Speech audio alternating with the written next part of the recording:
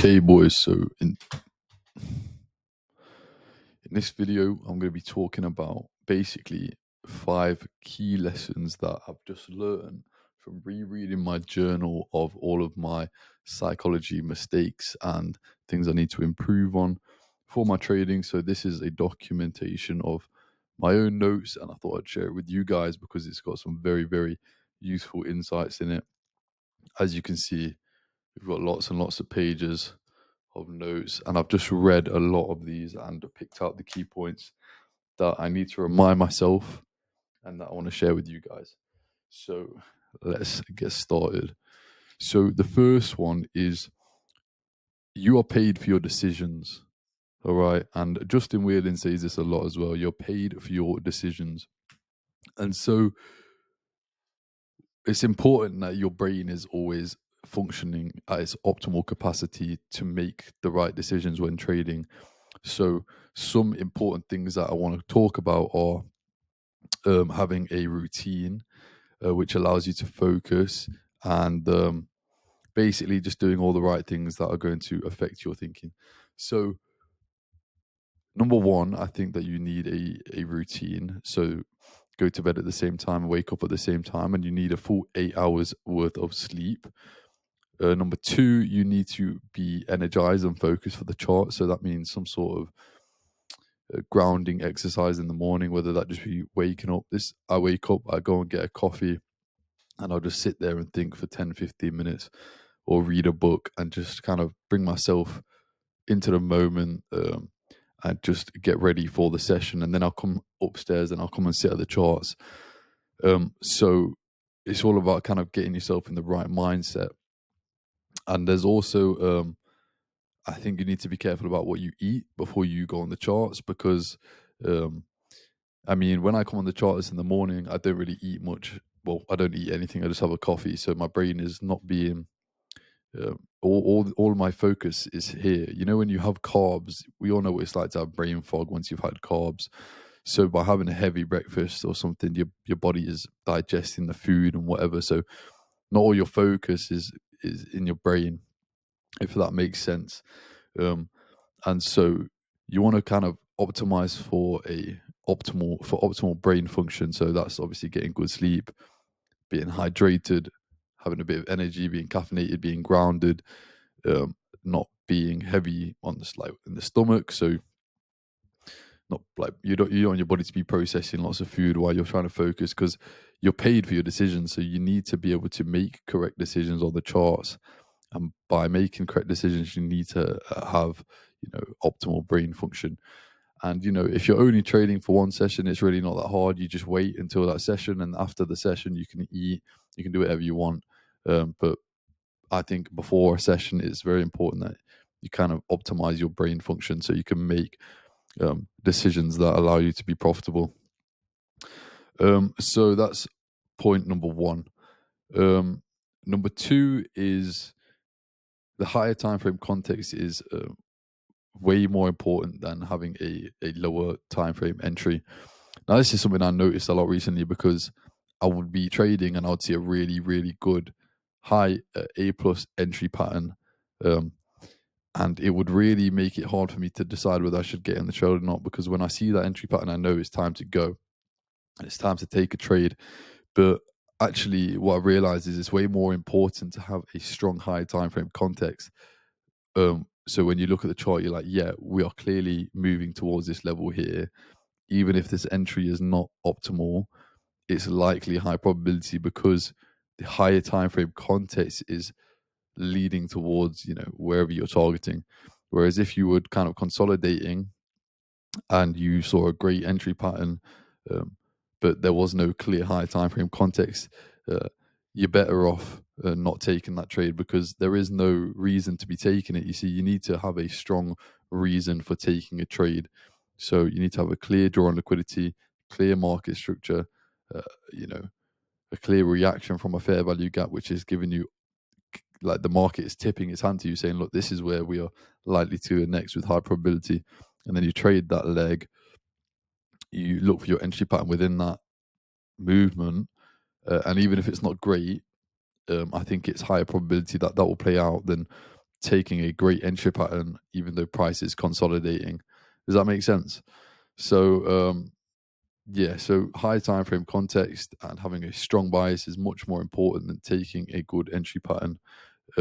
Now, this is pretty obvious to most traders, but it's definitely something that I had to realize because I did keep taking great entries but bad high time frame context. That's point number two. So point number three is go into the market expecting to not take a trade, and then if you find a trade, go into the trade expecting to lose.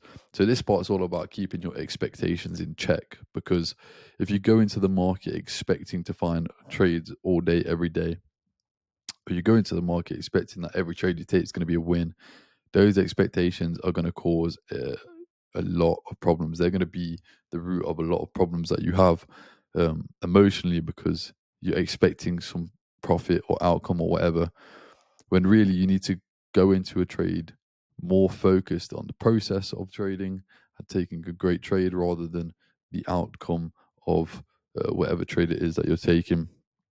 So go into the market expecting not to take a trade, uh, turn up every single day expecting not to take a trade, but then also anticipate you might get 1 to 3 opportunities a week. So anticipate that, but don't expect to turn up and see a trade every day, because if you do, you might likely force a trade because you think that you should have one that day. Yeah, and then also make sure that when you go into a trade, just expect it to lose. I know that's not a great thing, but if you expect it to win and it doesn't, that's going to really damage you psychologically.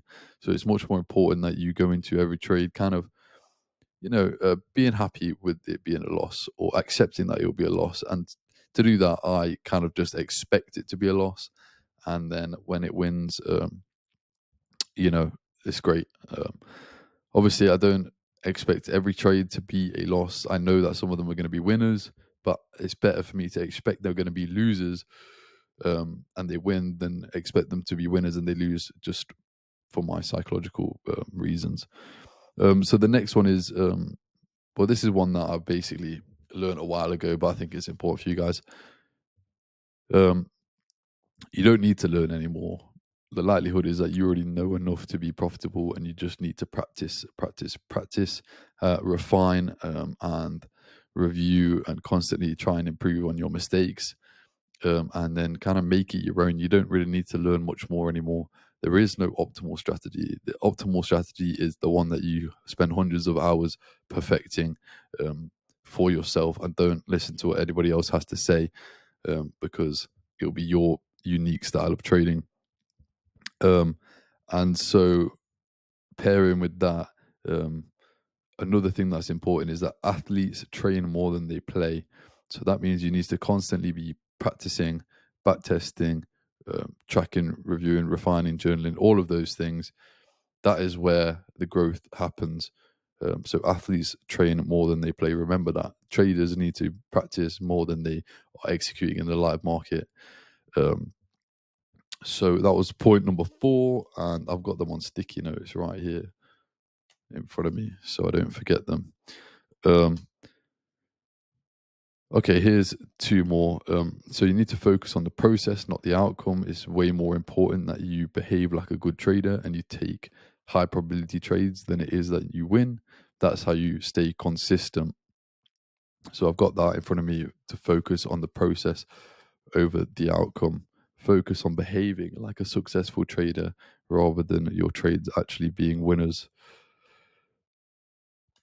And another one is, and I guess to help you focus on the process, you need to wipe your mind clear of whatever has happened before. So that's something I actually learned recently. Obviously, I knew it already, but I've been reminded that you need to wipe your mind clear before every trade. Um, it otherwise last trade's outcome is going to affect how you perform in this trade. And so, let's say you lost last trade, you take this trade and it's actually a really good trade, but you worried about recouping those last losses. So you're prefer to just kind of stop this trade out when your account is back at break even rather than allowing it to play out. And so you really need to focus more on every trade that you're taking now and be present in the moment of taking that trade and wipe your mind clear of whatever happened in trades before that one. Um, and so that will essentially keep you at a state of emotional balance. You don't want to be imbalanced emotionally, because if one trade causes you to go down in, like, negative emotions, and then the next trade, it all needs to be balanced out basically for you to take successful trades. So that means wiping your mind clear before every single new trade and trading day. So hopefully that was a helpful video to you guys. There should be some nuggets of wisdom in there. There's kind of just me rambling on about what I need to improve on as well. But obviously, if you enjoyed that, um, subscribe. If not, I don't really care.